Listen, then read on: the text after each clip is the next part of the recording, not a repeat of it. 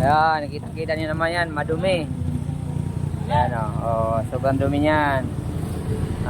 I-engine wash natin yan. Ayan o.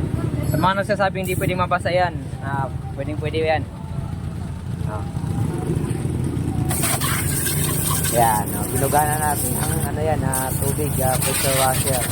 Kung di man naman daw yan, ibig sabihin nun, may problema yung unit. Pero mas maganda talaga narinig yan dahil ang kapal na ng alikabok din sa loob. Yun yung pangit yun.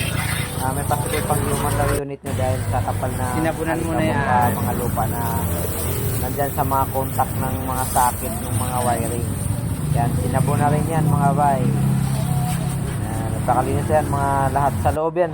Engine wash talaga yan mga boss. Makinis na yan at malinis. Papalo na lang mga bay sa aking page. Salamat po.